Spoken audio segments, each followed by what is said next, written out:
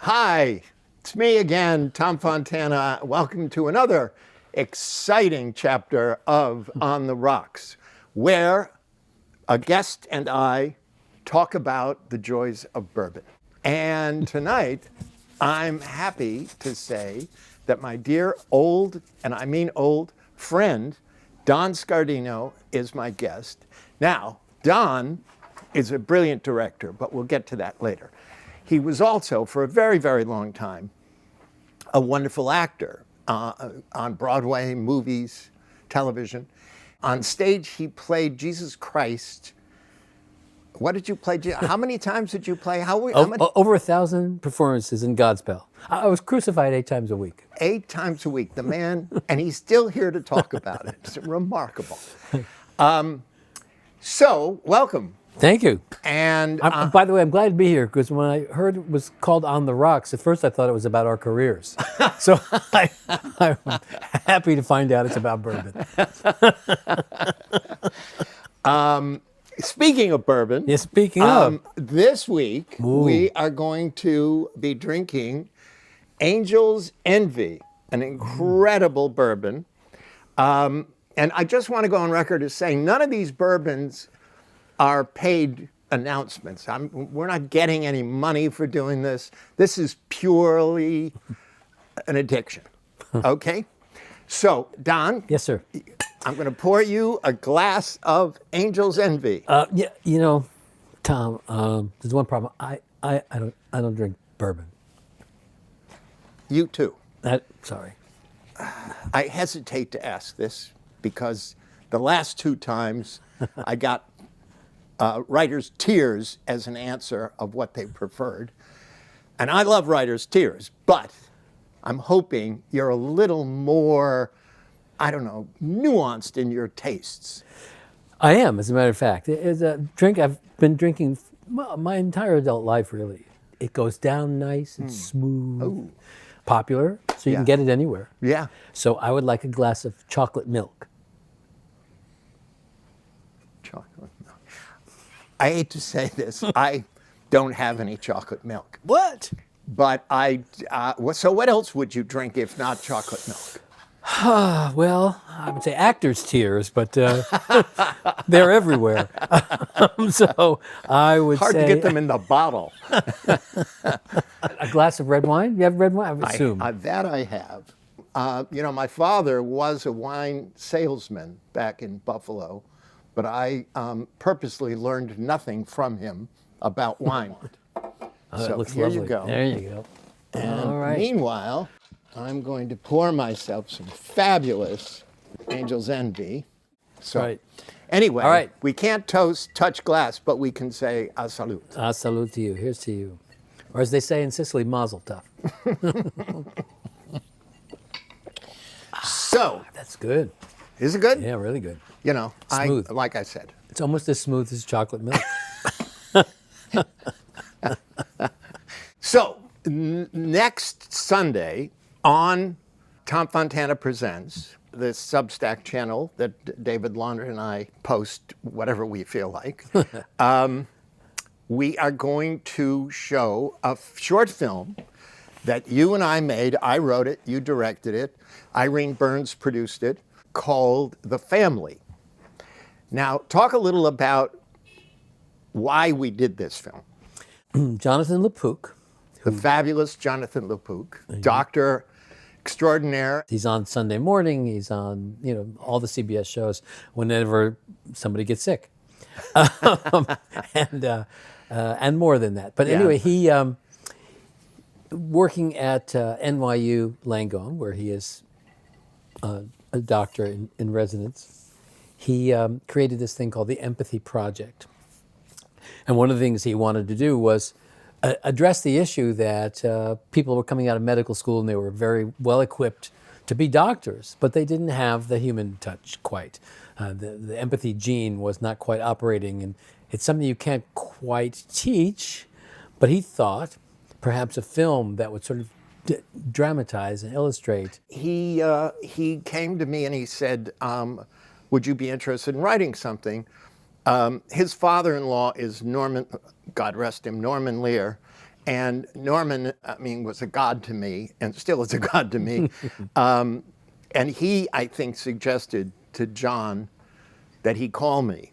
And I wrote this short film about something that actually happened when my wife, Sagan, was very ill. Because when you're involved as a person with the medical profession, you can get lost in it. Right. Because all you want is the person to get better. Right. So I wrote the script about this very specific thing that happened to us when Sagan went to have tests done. And then he liked it. We had discussed it in terms of how to clarify it for his needs with the Empathy Project, but still maintain it as an interesting short film. And anyway, and then he said, who do you think should direct it? And I, of course, said Steven Spielberg. Of course. But he wasn't available, nor was the next 27 people On the list. on the list. I mean, by the time we got to the S's, we were desperate, okay? And Irene Burns, who Doesn't direct. doesn't direct, but she is was out. as an extraordinary producer, she worked with you on 30 Rock? Yes, indeed. Yes. She was a producer on 30 Rock, did post-production, and I was a producer and director on 30 Rock. Irene, I think, has approached you because, you know, I don't take rejection well, and I thought if you read the script and hated it, that would end our friendship. Well, fortunately, I don't read. I hold it up to the light, I sniff it, I weigh it at the butcher, That's and good. see how it comes in. You know, That's see, good. Yeah. I did read it and loved it. What I thought was, if you pardon the expression, genius about it, was that in order to demonstrate, illustrate, dramatize this idea, you basically took a family getting the bad news, Right. and you played the play twice, and everyone was the same in terms of the characters, except the doctor was different. Mm-hmm. So one doctor came in, harried about the time, worried about herself and her problems of the day, and trying to. Was also, she was more like a resident than the doctor who, in the second one, Right. who was an established doctor, because right. that's actually what happened in my case with Sagan. Is that these tests were done, and we expected the doctor to come in and tell us what was going on, and still we got a resident who clearly was inexperienced, Right. and just wanted to get out of there. Yeah. This is why I never go to the urgent care. You know, I'm worried that the guy has just come off of dissecting a dog or something. Early veterinarian school, but I'm here. There's a snowstorm outside, and you're sick, so I'm here. But yeah, and it was great because basically there are very few changes in the dialogue, mostly coming out of the doctor and how Right. the doctor responds. Because she was responding with empathy, whereas the younger doctor was not. Yeah, Yeah. that's right. And so it was very telling. It was very. I think that one of the things that Jonathan LaPuca has said that he's found in showing it to medical students is how sort of immediately they get the point, because it's so demonstrable. Yeah. We had a wonderful cast. We did have a wonderful cast. We had Brian Darcy James, Wonderful Broadway actor. Yeah, we had Annalee Ashford, who was also a wonderful Broadway actor and Yes. actress. What was she nominated for? Well, she was nominated for Sweeney Todd, most recently the revival on Broadway. Right. And And, Brian Darcy James has been nominated like 100 times. Probably won 100 He times. probably has. Yeah. Yeah. He may have even been crucified 8 times a week. And not in Godspell. Not in Godspell, just being in show business. Annalee Ashford, Elizabeth A. Davis, who was nominated for a Tony for Once, Oh, yes. and is in a movie that I directed coming out this year. We'll which talk about that in a minute. Jake Cannavale, who is the son of Of Bobby Cannavale and Jenny Lamette, right, and and Liza Colin-Zayat, who's won an Emmy last year for The Bear. the bear. Indeed. So who knew we started all those careers? That's right. It really is wonderfully acted. And the nature of it being, it's a short film and there was only so much money to make it. We made it in a day. Yep, yep. And having actors like that, they come ready to go, ready to play. And the performances are really very moving. And they had to vary the performance, even though the dialogue was very similar, because the information they were getting and the way they were getting it, Right. they had to vary. But also what you did was interesting, because we shot it in the same office, but you just made the camera work different so that we weren't watching, it wasn't like shot for shot, Right. the first film and the second film. The remake of Psycho. Yeah. Yes. Yeah. And we had that discussion as well, which is that, do we go in and say, okay, we do it exactly the same to point up how different it is, because everything about the surround is the same. And then we realized that, no, that wasn't as effective as the world slightly being different. Yes. Yes. Because the dialogue was different and the net effect was very different. Yes. In one, they go out with a kind of, I wouldn't exactly call it hope, but they go out with an understanding of what they're dealing with. Exactly. Yes. Whereas the other one, they're at sea when it's done. That's right. It's something I'm very proud of, given the fact that we kind of like did it boom, boom, boom, and we were done with it. Yeah. And it's so, I said this to John LaPook, I know Sagan would be very, very, very happy that people, doctors, are learning from the mistake that was made with us. Yeah. And that gives me great sense of peace. Yeah. Well, and that's ultimately, let's face it, ultimately the real joy of doing the work that we do is when something like this comes along and you pull from your own life and your own emotional reality to enhance other lives. Like when I wrote Borgia, I mean, because back then I was Pope in real life, and it was easy to you draw drew on. Yeah, that's right. It was easy to draw on. Well, I've seen you in the clothes. Yeah. I've seen you wear the clothes. Unfortunately, out on the street in a bar, but that's a whole other story. Speaking of other stories. Yes, indeed. Moving on, you mentioned the film you just finished, and I've seen it. It's terrific. Talk about that. You wrote it Dana wrote it, and you directed it. My wife, Dana Williams, wrote it. And it sort of came out of, she lost her dad after the pandemic. It wasn't the pandemic that got him, it was old age and other complications, but it didn't help. And so she was dealing with grief and loss, and so were so many of our friends, the pandemic being what it was. Yeah. And so she wrote this story about a man coming to terms with grief. And that sounds like a depressing story, and it's like we just said with Sagan's story.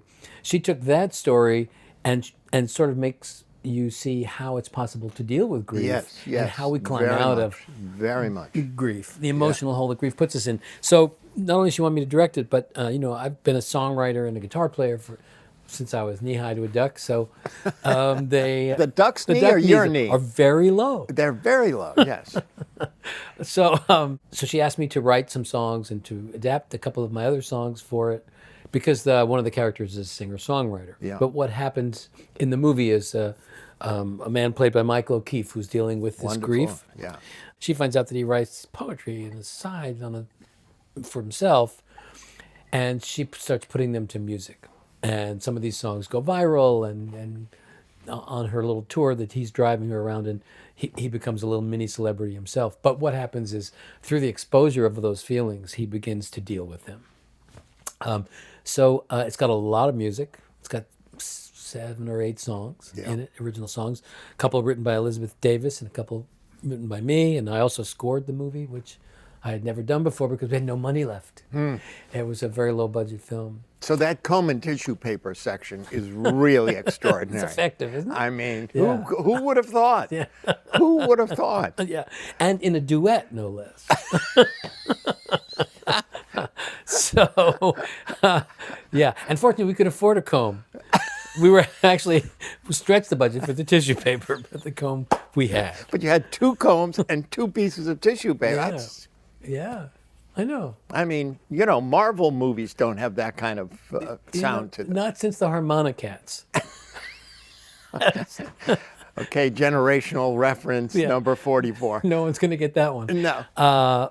But anyway, it's coming out this year. We now have, we've been in a bunch of festivals. We've won a bunch of prizes already. Oh, nice. We're at the Boomtown Festival in Texas coming up. We're at Sedona Festival Oh, mid-February. Sagan used to run the Sedona Film Festival. I didn't know Yeah, that. she was the one.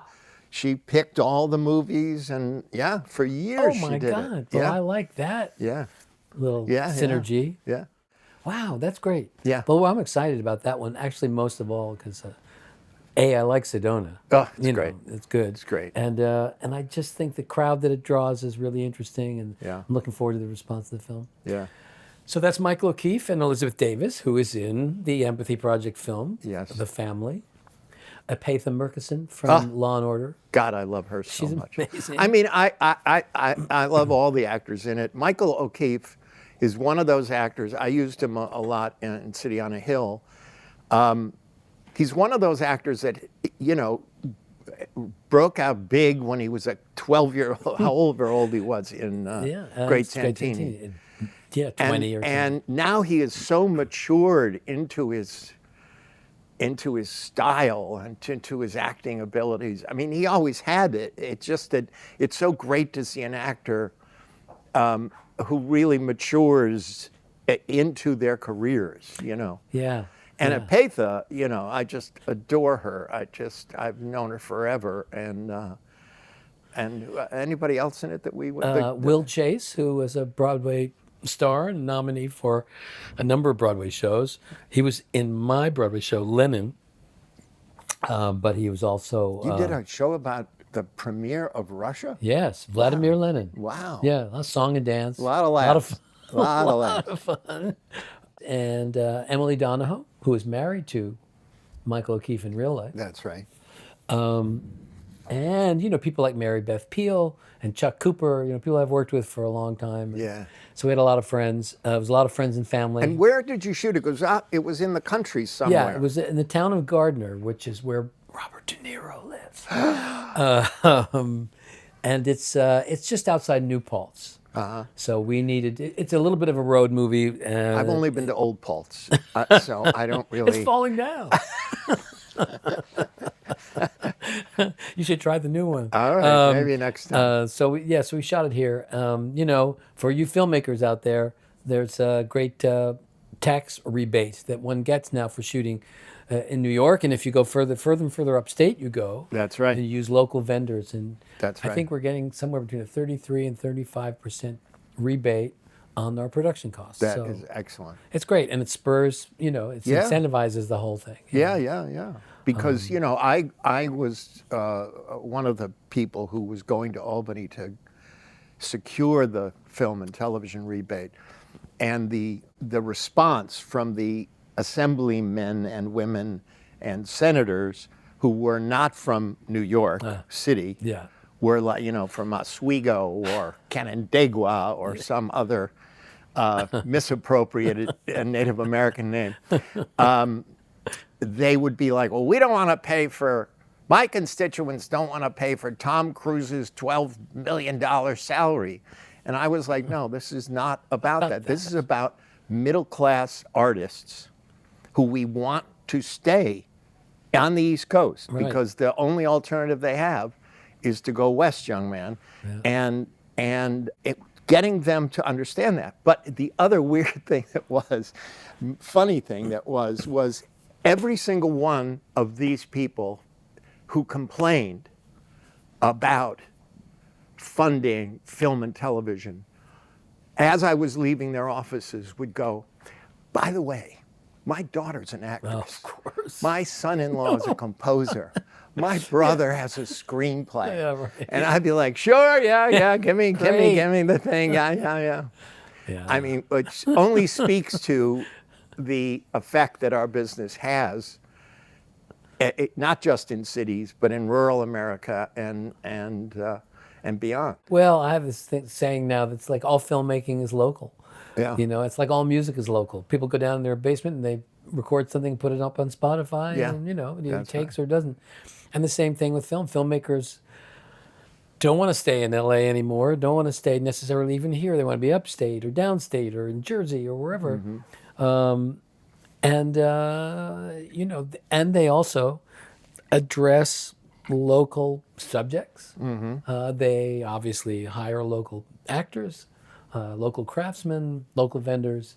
It's a great boost Yeah. for the economy. And, I think we're kind of tired of the big spectacle movies, and the Marvel movies. Not there's not a place for them, but I think this is spurring activity in the indie world again. And Well, that's what's wonderful about your film again, which I've forgotten the name of. it's called A Break in the Rain. A Break in the Rain. And by the way, if you go to abreakinthe.rain.com, you'll hear the music and see a lot of clips and trailer and photos from the movie. Nice. Yeah.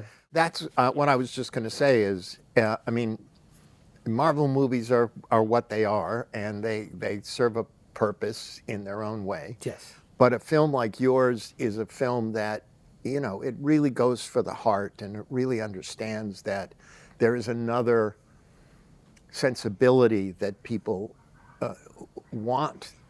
So I hope when does it premiere? Now in the festivals, it's on the Right. festival circuit, and now we have a sales agent. We are now looking for distribution. So that's the next step. That's the Himalayan part of making your own film. It's true. Yeah. It's hard enough to get the film financed and get Yeah, it made. yeah. But the harder part is getting it distributed. These days. Yeah. Good. And there are a lot of streaming services that will take it, and then throw it onto the website and throw it onto the app. But you'll get lost in the shuffle. Yeah, And there's yeah. no way for people to find you. And you'd think the movie theaters, which seem to be bereft of features, would be like, yes, come, let it play here for 2 weeks or whatever. Whatever. Right. Talk to me a little about your transition from your acting career to your directing career. Not that you never act. I mean, I've seen Or you act well. But I just think it's important to people understand that there is an evolution to careers that we may or may not plan for, but that become very organic. And so, because I think personally, being your friend all these years, the way you've evolved in your career, like Michael O'Keefe, it's a great thing to see because you did it so easily, it felt like.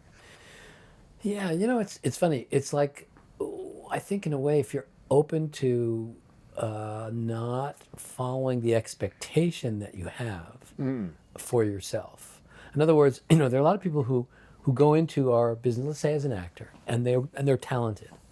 And they were talented in school, and they were picked out, and they come to the town, and they're still talented, but they're going up, and there's 20 people that look like them in the audition room waiting to get in, and they get discouraged.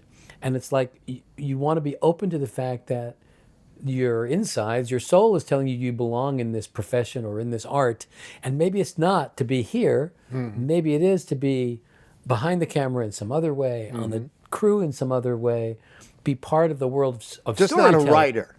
I don't need the competition. No more. Close the doors.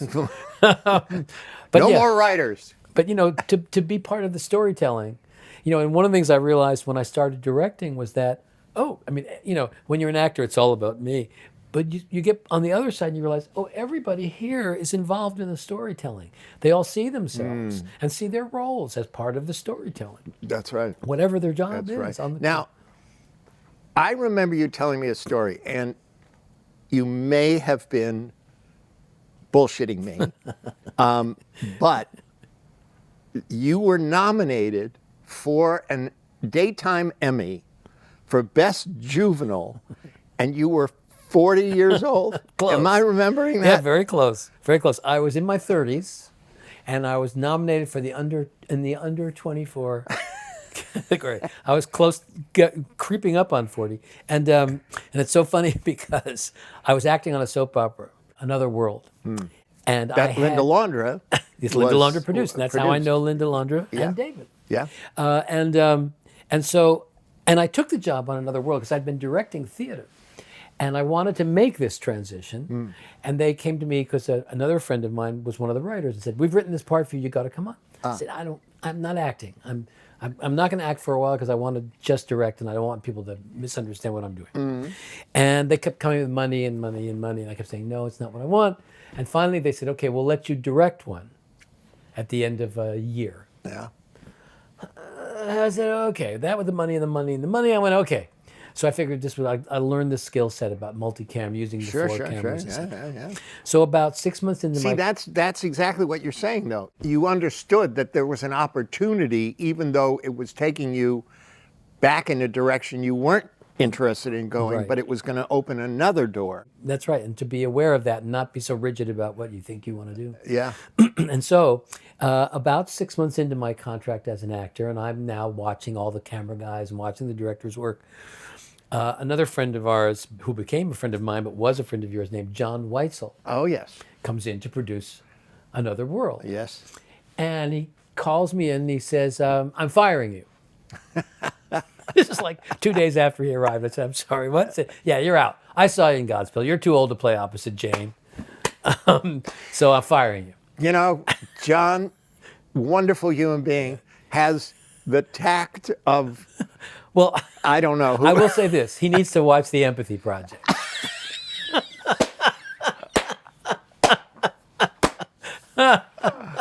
Oh, God, that's funny. So we've come full circle. Yes. So he says, you're out. And I said, okay. I said, I did make a deal to I was direct promised. a Yeah. direct one Yeah. at the end of a year. He said, it's pay or play, babe. Oh, my God. That's an exact quote. And I went, okay. He said, babe? He did. He said, babe. Oh, my pay or play, God. babe. This is my first meeting with the John, man. if you're watching this, please don't call me. Okay. So I went, oh, okay. Well, then, okay. So I leave, and literally the next day, the Daytime Emmy nominations come out. Oh. And it says, Don Scardino in the under 24 category. Oh, my God. As young Schmeitzel, whatever my name was. And it says, and so next day I'm on the show, like 2 days later. Mr. Weitzel wants to see you in his office. So I walk in and I go, oh, sure, now I got an Emmy nod, so I'm not fired, right? Is that what you want to tell me? He said, what? No, you're still fired. He said, but I was thinking about what you said about your directing contract and your director. So I'm going to back that up. We're going to let you do one. So 6 months, you'll do one. I said 6 weeks. I already been here 6 months. Yeah. And I'm fired. Yeah. 6 and months, you won't remember me. That's right. Yeah. And so he said, okay, well, we'll pull that up. And sure enough, unfortunately, I got Linda Laundra producing. And however, my first show, I was somewhere close to midnight. We were supposed to be done by 7 or 8. Oh, my God. And I'm going, take 2. 1. No, 3. Okay, cut. Sorry. I'm sorry. Wait. And Weitzel comes in. And I turn around and I say, so you're firing me again? It's almost midnight. He says, no. You know how to deal with the actors, and you actually know what you're doing here. It's just that you don't have the rhythm or the pace of it yet. Yeah, And yeah. you'll get it. Yeah. So I have him ultimately to thank you, John, Thank you, John. because he not only did he, that same evening, he said, come into my office tomorrow, and we'll talk about this. And he put me on a contract to direct. Nice. And I directed Another World for 2 years. That's nice. I will tell you something else about John Weitzel. Yes, indeed. He said to me, I have a friend who I want you to meet. You will fall in love with her and you will marry her. I didn't know that. Sagan. I never knew that. Yes. They were friends from someplace, in college, I think. Wow. And he was like, See, all roads lead to Weitzel. it's true. It's true. How are you, John? How is John? John's good. He was here the other night. Oh, wow. He and Jolie, his wife Jolie, were here sitting in these same chairs. He's Are they, good. He's good. living West Coast or East Coast? West Coast, Yeah. but their daughter lives here. and their niece lives here. So the Weitzel's, who started here, are now moving. The next generation Slowly is back. going like, we're going back. Yeah, good. So yeah. Good.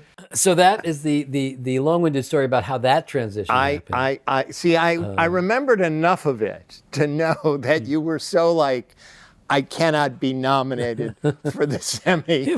It's horrible. It's like, come on. But I thought, I've got leverage at least. Yeah, I'm not going to lose yeah. my job. Yeah. That's great. And the other thing I will say is that when it came time, because somebody said to me, well, so now what do you want to do when this contract is over? And I said, well, I guess I'll go back to directing theater. And, I don't know.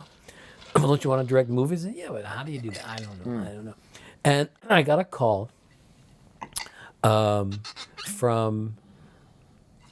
Victor Garber, who was Another Jesus. did the movie of Godspell. Yeah. And he said... Which you should have gotten, but that's a whole That's other okay. No, it was conversation. his job. That was his job. Yeah. No, I love Victor. He's great. He's the best. And he said, I'm sitting here on the set of Molly Dodd out in Los Angeles, The Days and Nights of Molly Dodd.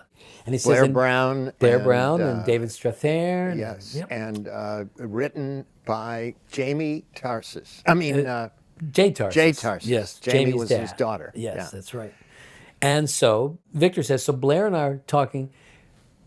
Jay Tarsis is ranting about there are no good directors out there. And they said, well, we know someone who's directing, and there used to be an actor, Don Scardino. So he said, if you come out here, we'll introduce you to Jay. And maybe I said, well, will they pay to bring me out? No. You just come out. So I make a little tape of my Another World, what I think looks like single camera. And I bring it out there. And I go to meet Jay. Jay is directing that day because he doesn't like any of the directors. So now he's directing them all. And I have to say, Jay, such a funny man. One of the funniest. Such incredibly funny man. Wonderfully angry, comic. Yeah. You know what I Yeah. mean? In that way, Dyspeptic, but- the way that comedy writers are the angriest people on the planet. That's right. As compared to drama writers, who we're all like peace and love because we get all of our aggression out on the page. Yeah. Anyway, so you're now. How can Tom Fontana, one of the funniest people we know, write Oz? Well, what do you think? That's where it comes out. Yeah, that's right. That's right. So I go out there, found my own nickel, and I have my little tape, and I meet Jay. Jay's directing, and he says, I say, here's my tape. What's that? He says, it's my tape with stuff from Another World. I don't want to look at that. Tosses it aside. And he says, here's a script. You could direct this maybe. Read it, and let me know if you think it's funny. I got to go direct. And he leaves the office. But there, read the script. It's funny. He comes back in. He says, what do you think? And I said, it's funny. Yeah, all right. This is probably the bad idea, he said, but you can direct it. It starts in 2 weeks. Come back, you'll direct it. I said, just like that? He said, yeah, just like that. It's probably the biggest mistake I've ever made, but you come back and direct it. And I did. And so I came back and directed it. It went well. They offered me another one. And then he said to me, they're going to move the show to New York because it takes place in New York and we're shooting out here. See, I remember it shooting here. Yeah, it finally did. And he said, and I don't want to, I can't go there all the time. I got to go back and forth. So you'll produce it. And I said, I've never produced anything on television. He said, any idiot can produce television. Sadly, Jay was right. And I said, well, then I'm your idiot. And and that's what happened. That show came to New York, and I kept directing them, and also was that after the first season? It was actually, believe it, season 3. Oh wow! Lifetime took it over from NBC. Right. And was the first cable channel to now be producing in-house. Yeah. And they loved well, it. HBO and it went, did a little of that, but yeah, but they were still doing mostly movies. HBO at that point. Yeah. But that's why when they said you can do Oz, I was like, are you people crazy? You don't produce television. Have you read it? That's right. But clearly you like Scardino. You don't read. You just sniff the pages. Yeah. So and then I just kept going, with it and. Continue to direct theater. Yes, and talk about just a little, not just a little, but however much you want, about the difference between directing theater and directing for television and film? It's because I started in theater. I was comfortable, I was comfortable probably more so there, and I had to learn the skill set of multicam and single cam. Well, it's more technical. Right. Whereas, I That's mean, right. yes, there's tech night in a theater, Right. But it's not the same. most of it is let's just break the back of this piece. Yeah. Right, because it's that thing when you realize, oh, okay, it's just like looking at a play, and then you can get close-ups and do this. Then you realize, oh, I got to turn around this way too. Yeah, What's happening out here? And you have to bring that And into... the lenses, like, this is going to be a the fender by down, the the way- fender down. I'm like, By yeah, the way, go ahead. That is so simple, it's ridiculous. A guy I know who was a camera coordinator at NBC said, and I said, well, the lenses, that's the thing I have to learn. He said, you have a 35 millimeter camera at home? I said, sure. He said, okay. You have lenses for your camera? I said, yeah. He said, they're the same lenses. He said, we shoot on 35 millimeter. Yeah. He said, so a 50 on your 35 on your Nikon is a 50 on a film camera. And after a couple of sessions with myself and my camera, I went, oh, I get I think that. that's called masturbation, but we'll save that for another day. Meditation. I meant to say. Meditation. That's what I meant. Yeah. But so that part of it was easy, or easier than I expected it to be.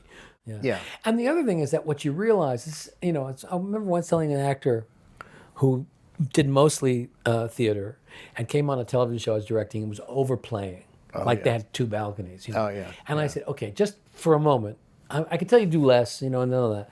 I said, imagine, you're a theater actor, imagine the proscenium at the St. James, say, and you're in a play. Only what happens now is they roll your head out on stage, and your chin is on the deck, and your head, top of your head is on the flies.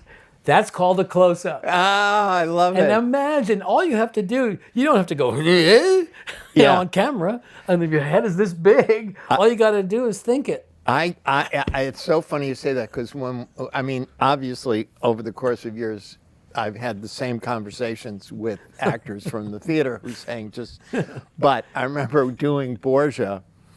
There was a British actor. We hired a British actor for some part. And he was, and I said to him, okay, here's the thing. If you do it like it's Shakespeare, it doesn't serve Shakespeare or me, okay? They both will suffer. We will both suffer. I'm not as good as Shakespeare. And so you have tried to make this Shakespeare. It will suck. So I said, just make it a conversation. It's just you talking to a person. Yeah. How about that? And he was like, all right. Oh. Wow. Yes. Fucking Brits. How about just talk and listen? Yeah, But so in the same way that that I realized as I started to direct films that I was used to the proscenium in theater. Sure. And it was just another proscenium. Sure. Every shot has its own proscenium. I had the same thing happen writing because my first script for St. Elsewhere, I wrote a play for a proscenium stage. And Bruce Paltrow, God love him, said, you have another eye, you're just not using it. Because your other eye is seeing things in close-ups and two shots, and you have to now look through that eye as opposed to the proscenium eye. Yeah. And it was so liberating, That is liberating. when he said that. Like it's not all wide angle. Yeah. Not all 8 people in a room. Yeah. Like all at once. Yeah. The other thing I will say about transition career, to just put a button on that, is that it was a friend of mine who said, I wrote this part for you on Another World, please come do it, directing theater. It was a friend of mine who called me up from the set of Molly Dodd and said, hey, he's one of the thing, and we need people. It was a friend of mine, I was directing Pump Boys and Dinettes at the Sharon Playhouse. Oh my God. And a friend of mine there, who was my stage manager, said, I got this cousin, he saw you in Godspell like 50 times, he heard I was working with you, And he's written a play. He wants to be a playwright now. He's an actor, but he wants to be a playwright. And he said, please give Don Scardino my play and have him read my play. Would you read it? And I said, sure. What's his name? He said, Aaron Aaron. Sorkin. And so I got Aaron's play, first play, before A Few Good Men, called Yeah. Removing All Doubt. And Aaron was 20, 21. And I said, you ever have it read by a professional actor? He said, no. Well, we'll do that because it needs help, it needs some work, but you need to hear it. Yeah, yeah. Once you hear it, you'll see. I can sit here and tell you, but you need to. So we did that. And, so then the next play a year later was, hey, Mr. Scardino, remember me, Aaron Sorkin? Sure, Aaron, how are you? He said, I got another play, and this time I got producers to make it. Oh, really? And I know it sounds a little like Jerry Lewis. It doesn't. But Aaron doesn't really sound he looked like a little that. like Jerry Lewis back then, but didn't sound like him. So, and that was A Few Good Men. And we did the same thing. We read it. And I remember you saying, come opening night, you got me a ticket, and you put me in front of whoever the New York Times critic was at the time. At the time, whether it was Clive I think it Barnes was or Frank Rich, actually. Frank Rich. Yeah. And you said, just love it. And I was like, you got it. I remember you saying, sit there and enjoy Love it. the crap out of this. Love and applaud like you've just seen God. And I did. And I did. And That's why Frank didn't like it? no, he loved it. No, Frank had some problem. He thought, Frank misunderstood. Sorry, Frank. He thought it was jingoistic. Oh, interesting. And I thought, that's not what this play is. No. The fact that these two defendants are going, we follow a code, sir. We're not saying that's a good thing. Yeah. We're No, saying, it's the opposite. It's right. There are illegal orders, as we now know, Yeah, shouldn't follow. And this was one. But he did feel it was jingoistic, and he didn't like it for that reason. He liked the performances, and he praised things about it. He's always kind of given me good reviews as a director. Well, anyway, that is my small involvement in the evolution Of A Few Good Men. of A Few Good Men. So it's all a process, and it's all about relationships. So for anybody who wants to make a transition, listen to your instinct, follow the open door when the door is opened for you, and don't say no, that's not what I'm going to do. Because I had that thought in my head. Well, wait a minute. All these years I've been acting since I was 12 years old. I'm going to be a movie star. I'm going to keep going and be a movie actor, and Well, cruising killed that. Cruising, amazing. By the way, Yes. I did a play with Al Pacino before he was famous, before anybody knew who he was, called Peace Creeps at the Theater 4 with Al and James Earl Jones. Oh, And everybody was scuffling. Everybody was working to start climbing the ladder. Yeah. And Al and I hit it off and became friends. And Al calls me up and said, I want you to go down and meet Billy Friedkin for Cruising, because you're right for something in this. As it turned out, it was a great. It actually was a great experience. was that all my your scenes, first film? No, but all my scenes were with Al. A little side note is Al said, I like to rehearse. He was doing Richard III on Broadway at that point. Oh, my And he said, I like to goodness. rehearse, so come to my house after this show, and we'll walk around the city and rehearse the scene. Oh, And I wow. said, well, don't you get recognized? He says, no, I know how to turn it off. Oh, wow. And I said, really? He said, yeah. So we went down to his house. He puts on his old coat, pulls the hat down over his head. Let's go. And we walk out in the street. Nobody. And we're doing the lines, and we're walking and rehearsing. And then as we're walking back, I said, so you said you could turn it off. Can you turn it on? He said, yeah, watch this. And he takes the thing off, and he just kind of walks down the street, and people go, Al Pacino! Amazing. That is amazing. This has been great. Thank you, Don. Hey, it's my pleasure. And I'm sorry about the bourbon, that I don't drink bourbon, but I could start. No, If that help you. no. We don't force anyone here. Will you ask me back if I... No. You will never be asked back. Just That's it. Just accept that This was part it. of fate. You know how one door opens? This one's closing. No, but listen. I hope people watch The Family on Sunday, and You're I hope showing them they both back to back. I mean, the two. yeah, just great. it'll be like we Like we shot did them. it. Yeah, Don't miss it. yeah. Really, no, it's terrific. And your film too, which is a beautiful film, and abreakintherain.com. yes, Yeah, go see it. the music's great, the acting's great, the script is great, the direction. A little me. But anyway, Yeah, my pleasure. Thanks, Tom. all right. Yeah. I'll see you and soon. thanks, David.